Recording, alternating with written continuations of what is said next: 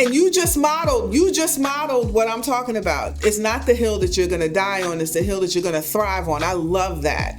Print that on a t-shirt and sell that on the website. All right, y'all heard it here. Absolutely. That's copyright. That's a Grad Coach copyright. Grad Coach podcast copyright. We'll see you with the t-shirts next time. The hill you gonna thrive on.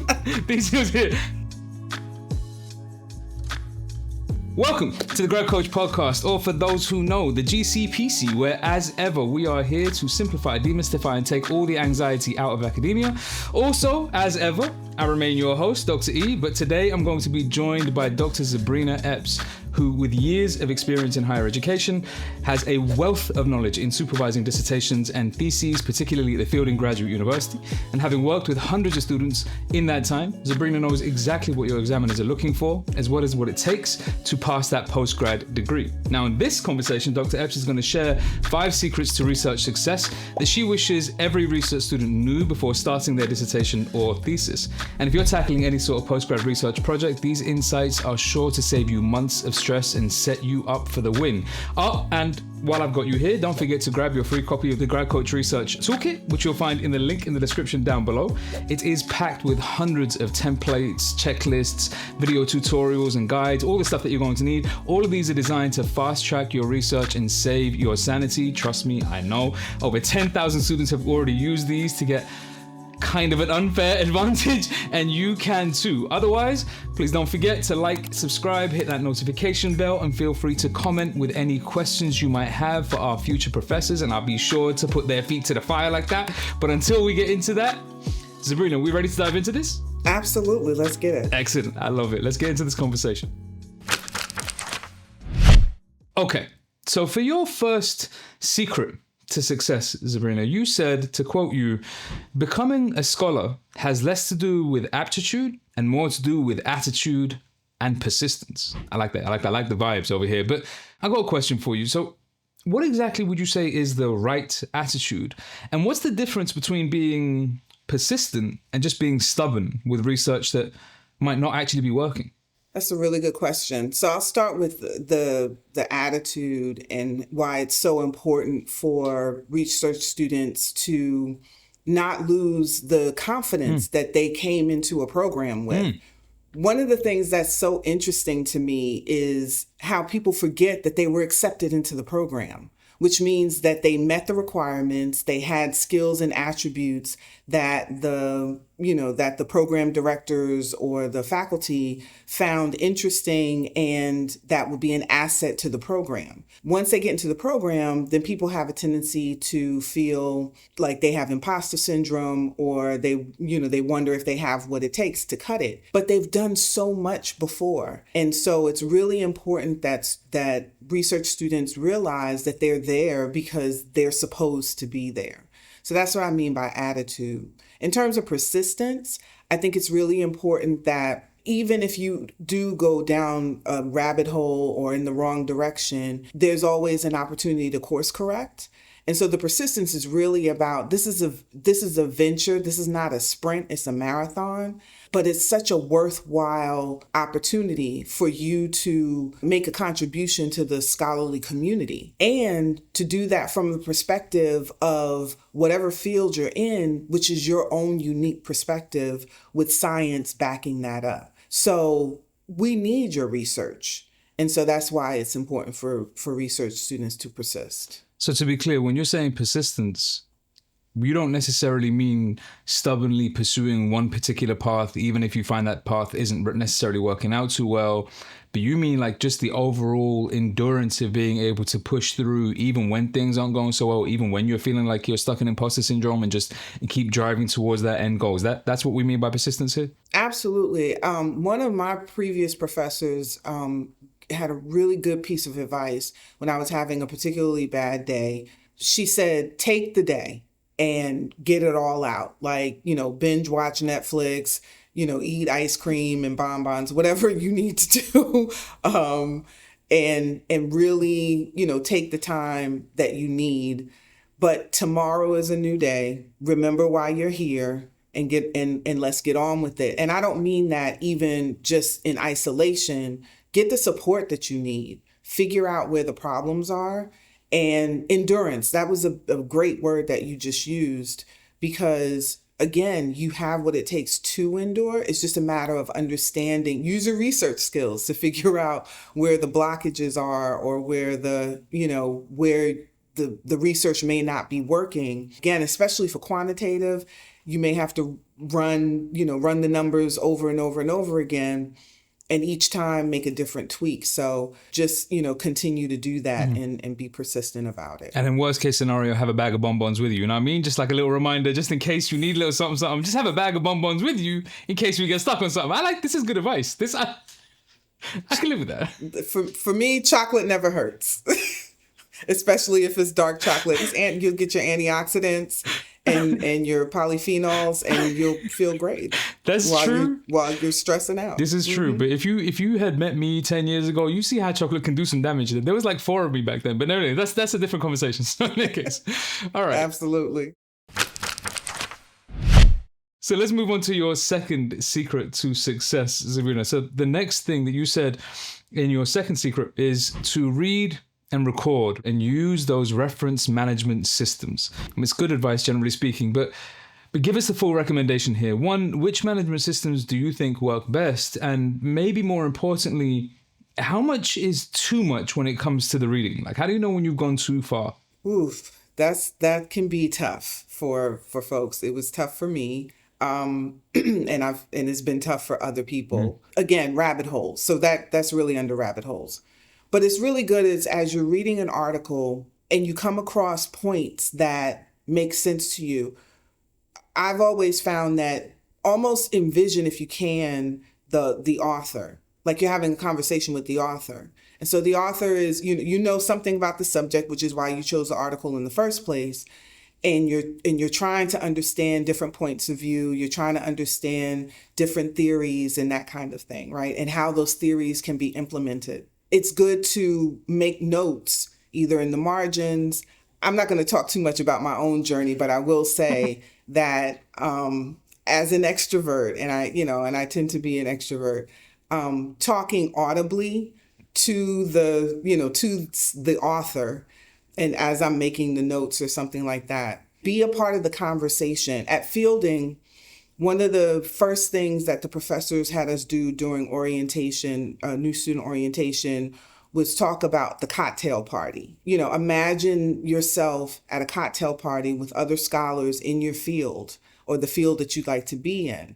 And as you're reading these scholars, you can imagine yourself around a table and, sipping on whatever beverage you choose and just having a conversation.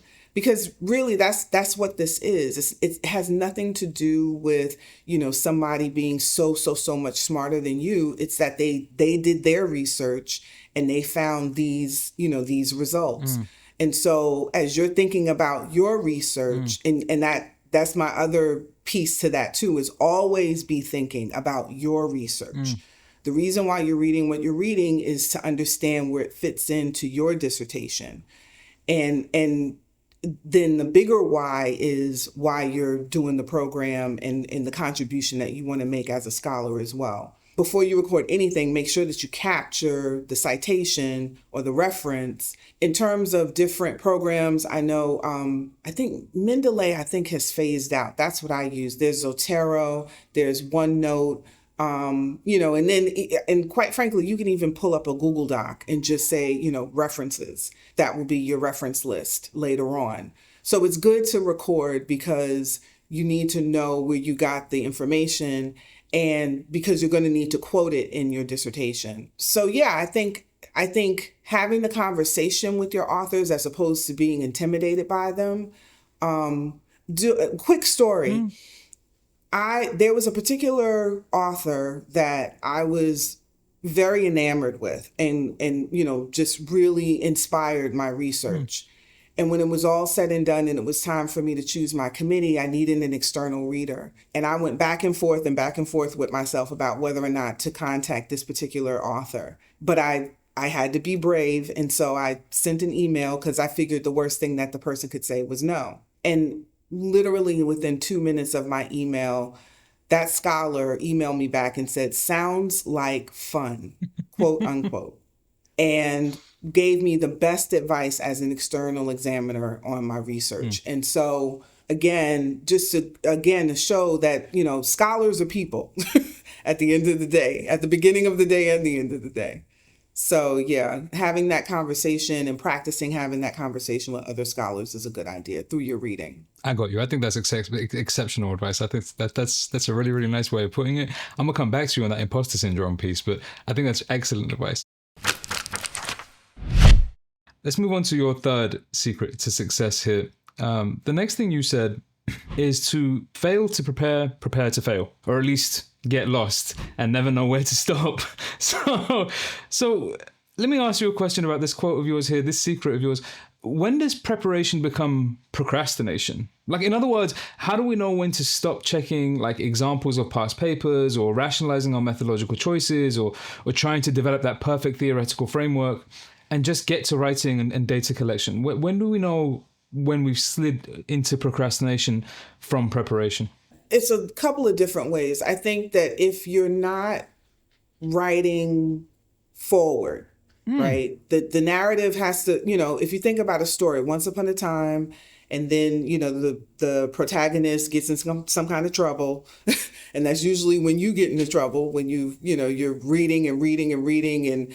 And a lot of people do that because they sit in front of the computer and nothing comes.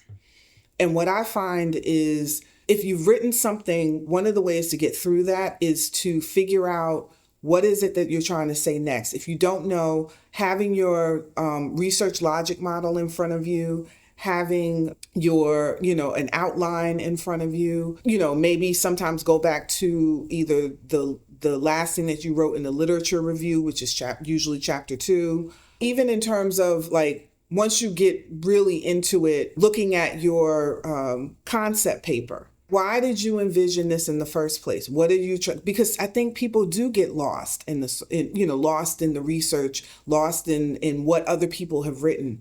But what is you constantly remembering or reminding yourself that it's about how do you take the conversation forward? How do you take that narrative forward? How do you take the work in the field forward? And so the research and the reading is for a purpose, and kind of keeping that purpose front and center is really, really important. Otherwise, you can get lost. Now, here's the thing. You're going to get lost, and it's okay. If you have a day where you find yourself 4 or 5 hours have gone by and you like way, way down a research rabbit hole where you've actually strayed from your thesis, that can be okay, because particularly if it's early in the process, like if you haven't done your pilot study, or you haven't, you're not doing your actual full study, then I think that exploration can be healthy, because it can kind of test your interest level, because you have to be interested in your dissertation, in what you're studying, your research from start to finish. And if it can't hold your attention, then that's actually good information for you to have.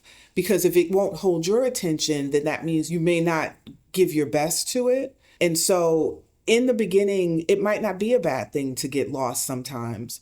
But once you're in it, once you're, doing your full study research for, your chapter 4 and your chapter 5, by then you should be interested enough to complete. I got you. So to kind of go back to an analogy that you gave a moment ago, that whole idea of being in conversation with the authors and like entering into this party and just engaging with other researchers and other scholars who are just human like everybody else is, it kind of sounds like you're adding another level to this now, because it's not just a question of you attending this party and having conversations with these scholars, but you're making it sound like the goal here is to at some point somewhere along the line express, if not impose, your own thoughts, to kind of put forward your own conclusions, to put forward your own research, as it were. And your goal here isn't just to kind of engage with those other authors, and it isn't just to kind of get lost in the conversation that you might be having with those other authors, but rather to come to some kind of conclusion and put forward your own thoughts and your own ideas. So, like, at what point,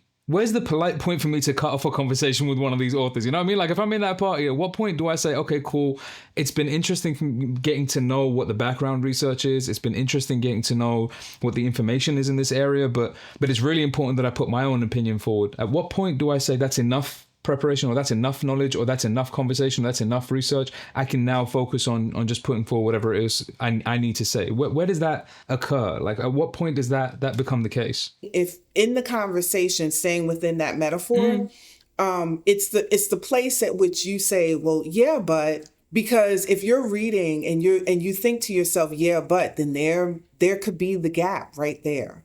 The gap in the research, the additional consideration. The other thing is the question that I was told you shouldn't ask when you're doing a scholarly pursuit, which is what if? It's my favorite question. What if is my favorite question. Because if you think about it, quantitative research counts. It's like what? It's the what. Qualitative research is, the how or the impact, what are the implications. But the what if question, well, if we've seen this and we're understanding these implications, well, what if this? It's a different spin on it. It's another angle. It's your spin. And that comes from your experiences and your knowledge and that kind of thing. And then where the research stops, or it could be like a Venn diagram. You understand this about this particular area and this about this particular area, and there's this other area, but here's the sweet spot in the middle. How do they intersect? There's a lot of interdisciplinarity that can take place during your research. What sometimes will happen at that cocktail party is people will speak from their one position or their one field. And so you have an opportunity to add on by bringing some interdisciplinarity, as a researcher into the scholarly conversation. At whatever point that is, either the gap or the need for interdisciplinarity, whatever, the what if question, when you get to the point where you feel strongly about it, put a stake in the ground, have a conversation with your chair, with your committee chair or your committee and explore the possibility, usually a cross section between you feeling strongly that it's time to put a stake in the ground and then getting kind of encouragement from your committee that that's a good way to go, or that's an interesting way to go, because, they really don't know whether it's going to be good or bad until you do your research. And really, it's not even about being good or bad. It's about whether or not it furthers the scholarly conversation and it furthers how it's going to impact the lives, the implication of the research that you do. So once you get a sense of that, of your why, and then you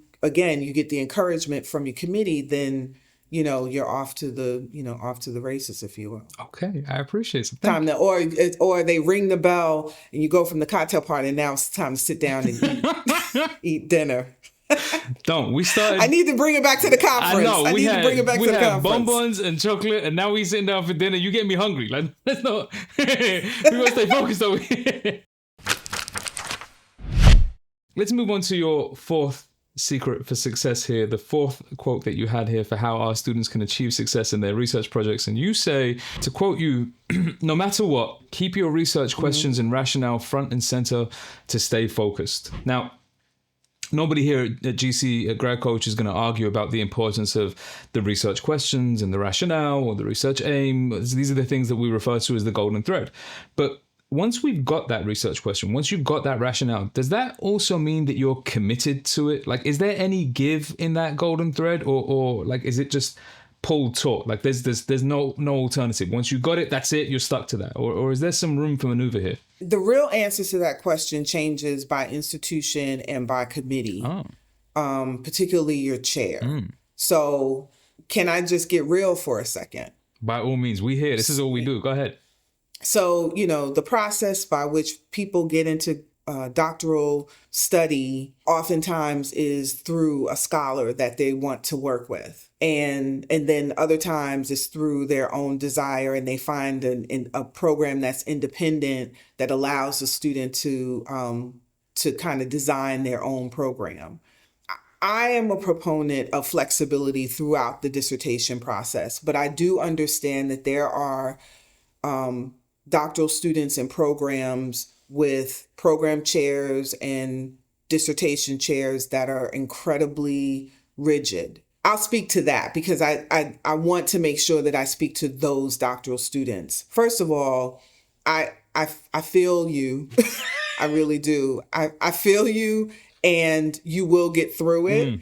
And sometimes you have to put your head down, and sometimes it means that because the ultimate goal is to complete. You want to complete. And as long as it's within the purview of your value system, and you don't have to give up like your value system, then I say do whatever it takes to get done, first and foremost. If you find that your research is taking you in a different direction, or it begs another look at your research question, I would say try to make as minimal of a change as possible. Sometimes you look at, I don't know, maybe instead of the effects of, you look at the implications of, or you look at the lived experience as opposed to, just the straight numbers, or you do a mixed method. Maybe it calls for a mixed method. And I'm finding in the literature, I've been looking at and just kind of following on the periphery more and more dissertations as they're coming out. And I'm seeing more mixed methods because, again, I think that research and scholarship is beginning to recognize the importance and the value of interdisciplinarity. And given students' experiences, I think more and more the academy is starting to recognize that. And quite frankly, even in terms of, when you think about any canon of any field, usually the original scientists were also into the arts and looked at astronomy and looked at math. And, it was always interdisciplinary because that's life. And so somewhere along the line, there was this hyper-focused, particularly in the West, on, scholarship for industry. And that's where things got really, really narrow. I believe that the pendulum is swinging back. So again, if you happen to be in a program where either the program has strict guidelines or your committee chair is very strict, and once you commit to your research question, you don't want to get into a back and forth with your committee, then tweak it as little as possible, but stay true to who you are. That's what's most important. Because again, it's about staying true to who you are and also finishing. Okay. I appreciate that, but I'm not going to let you off the hook, right? Because like you said, listen, Okay. We're going to get real. Let's get real. Let's get really real. Now we in this space. Let's get really real. I feel like I'm at that party now, just telling people off of the like in the group chat, like in the chat, we were drinking. I'm getting upset. So let's get really real. So yeah, exactly. No, but okay. So I got a couple questions, but I want to kind of focus this in on one in particular. I agree with you. In principle, I think the pragmatics matter more than anything else. I think that the priority is completion, as you said, finishing the degree, getting beyond this point, because it certainly isn't the only thing that you're going to be doing with your career, and it's just the first obstacle, it's the first hurdle on your way to whatever else it is that you want to do beyond this point. We've said as much in previous podcasts, and yes, that is a callback for you to go and check out the previous podcast. I don't know what you think you're doing, but after this one.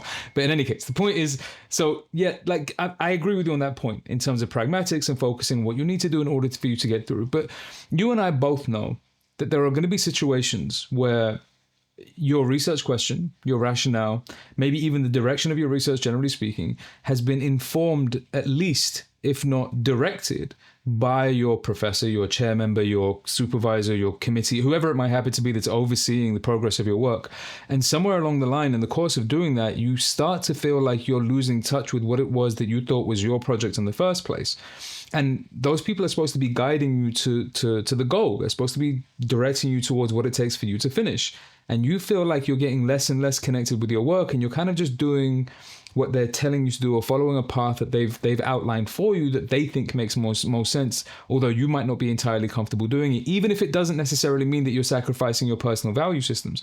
So in your opinion, as far as you're concerned and with your experience, at what point is it appropriate for you to kind of sit down with your professor, your supervisor, your chair, whoever it might happen to be, and just say, yo, like, I feel like this isn't comfortable anymore, or I don't really know what we're doing, or I don't really want to do this anymore, or I want to go a different way about this?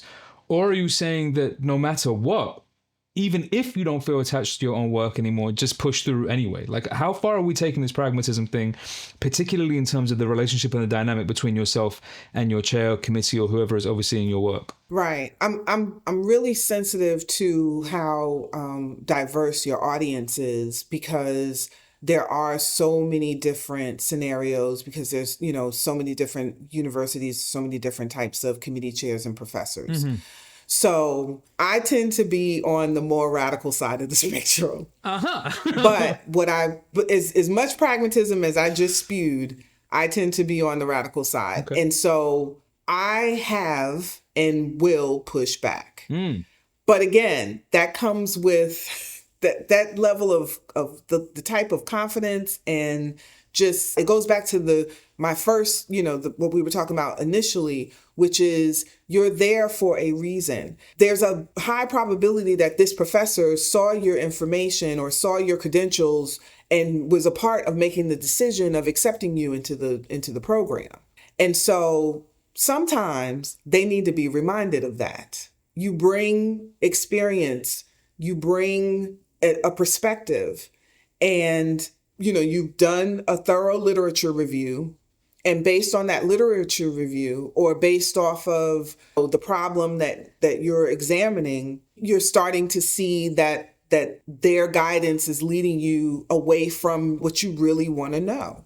And so the question for the doctoral student always is, again, is it worth the fight? Are you willing to die on that hill for that? I would say push as far as you can push, and then you have to decide. I mean, there's really no like, do it this way or do it that way. You have to decide at what point you're willing to die on the hill. And what that can look like is anything from, and again, hopefully communication early and often is a really, really good idea, because it gives you an indication of what the relationship will be with your professor.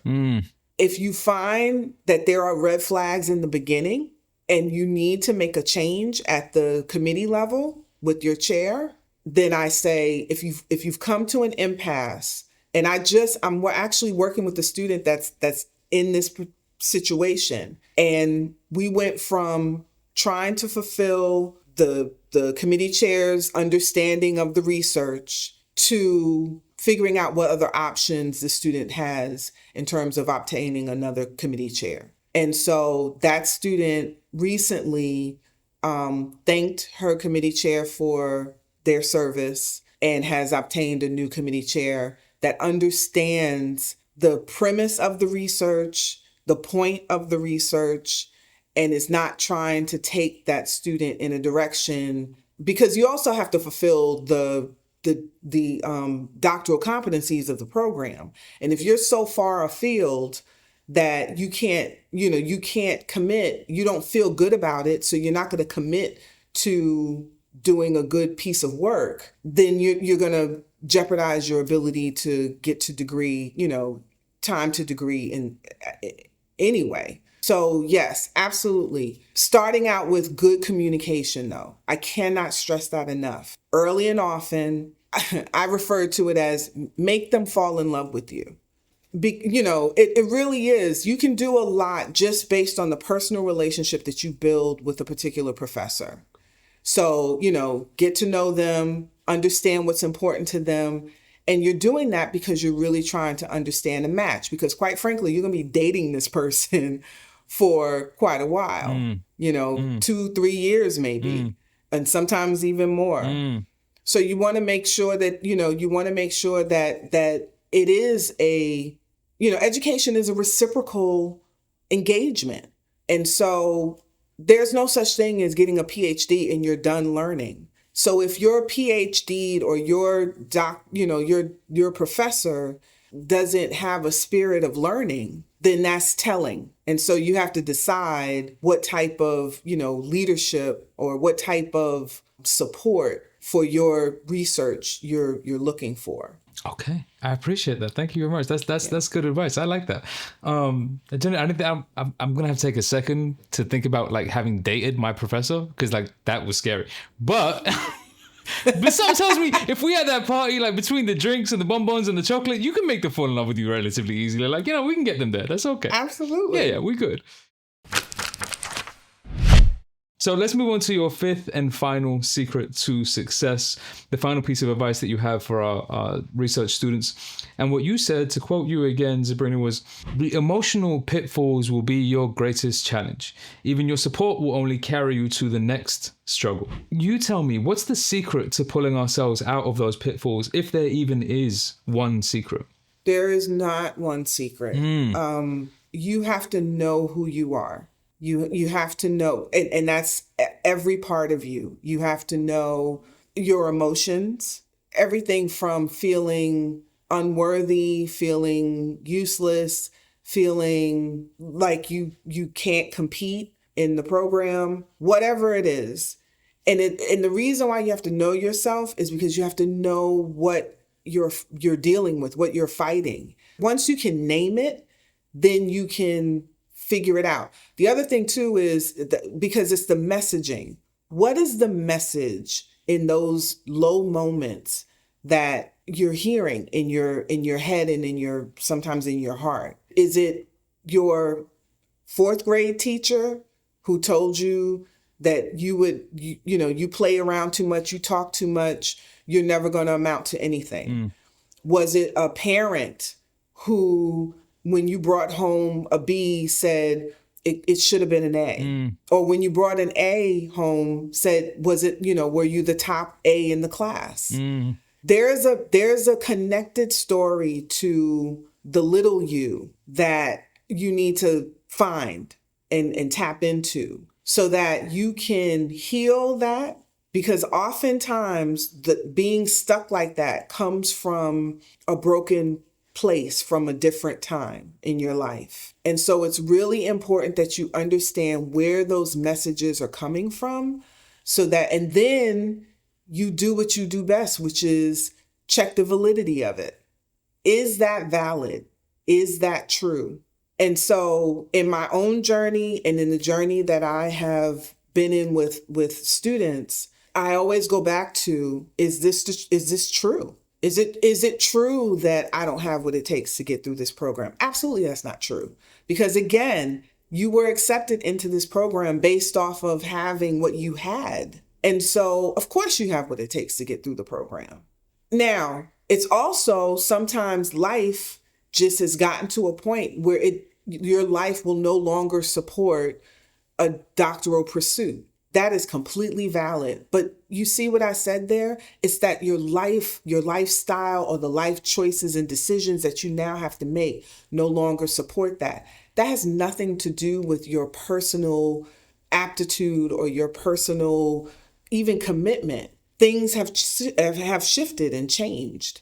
Once you get the accurate story, then you know what you're really dealing with and you can move on. When I work with students, I always question and have them question what is true about themselves. Then, once you're over that, you'll find that then you have a more stable kind of footing to begin to lift yourself back up and to get back into it. So it's almost like a massage for your, when an athlete works out really hard and then they go back into the athletic sports medicine, offices or whatever, or gym, and they get a massage and they sit in ice water and they, to rejuvenate your muscles. Your brain is a muscle. And so sometimes you do need to just give it a break and, get some rest. And again, tell yourself what's true, what's right, what's noble about your pursuit, your research. Why are you doing this? What is your top of the hill North Star why? And every time I've done that, and every time I've done it with a doctoral student, it's a complete reset, and you get going. Sabrina, I feel besides the fact that you're triggering mad memories, like now I'm thinking about all the times my parents or my teachers told me I wasn't good enough. Putting that to one side, we're getting into like a whole therapeutic session here. I'm jealous now. I feel like I should have done my PhD with you. Where have you been all of my, between the bonbons and the chocolate and the drinks and the nice therapy session at the end? Like, I don't know. I might have to take up a whole new PhD. Okay, so Please don't.